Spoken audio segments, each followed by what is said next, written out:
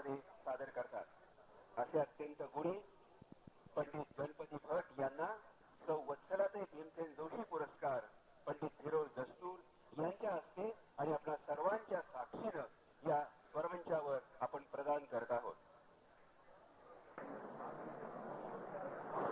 पंडित माधव गुढी, मंडळाचे सहसचिव श्रीकांत देशपांडे, श्रीनिवास जोशी हे देखील आवर्जून स्वरमंचावर उपस्थित आहेत।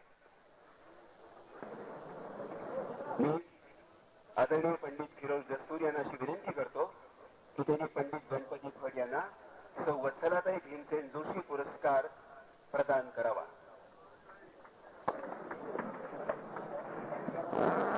25,000 रुपये रोख मानपत्र असं या पुरस्काराचं स्वरूप आहे।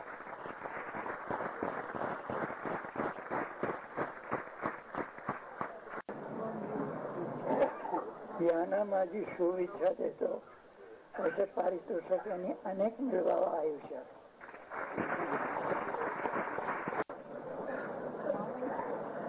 आदरणीय स्वरूप फिरोज दस्तूरजी, माझे मित्र माधव गुढी आणि आर्य संगीत प्रसार मंडळाचे सदस्य तिथे असलेलं म्हणजे श्रीनिवास जोशी आणि श्रीकांत देशपांडेजी आणि पुण्यनगरीतले जाणकार रसिक श्रोता म्हणायचे, श्रोतागण, मला खूपच आनंद वाटतोय। माझं सौभाग्य है, एक अविस्मरणीय असं म्हणायचं हरकत नाही क्षण आहे। मी पहिल्यांदा 85 मध्ये जवळजवळ 22 वर्ष पूर्वी इथे हा मंचावर प्रथम माझा गाण्याचा कार्यक्रम केला, प्रस्तुती केली। त्यावेळी मला तुमच्याकडनं एवढं चांगले दाद मिळालं।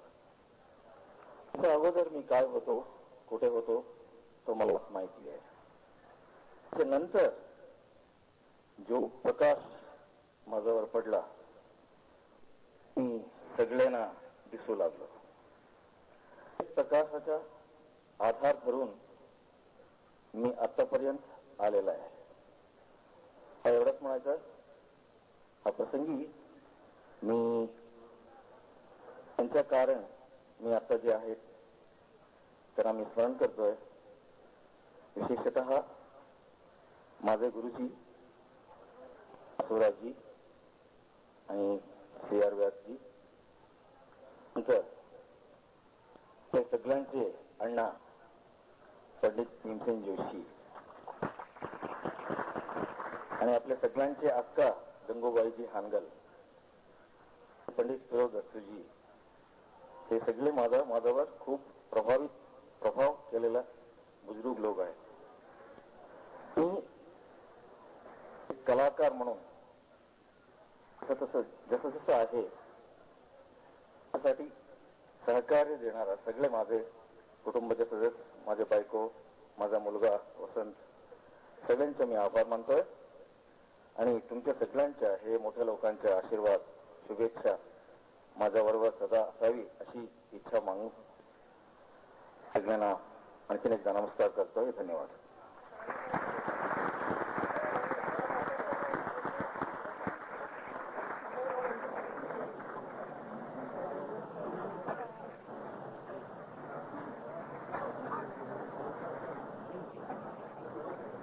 मनपूर्वक अभिनंदन पंडित गणपती भट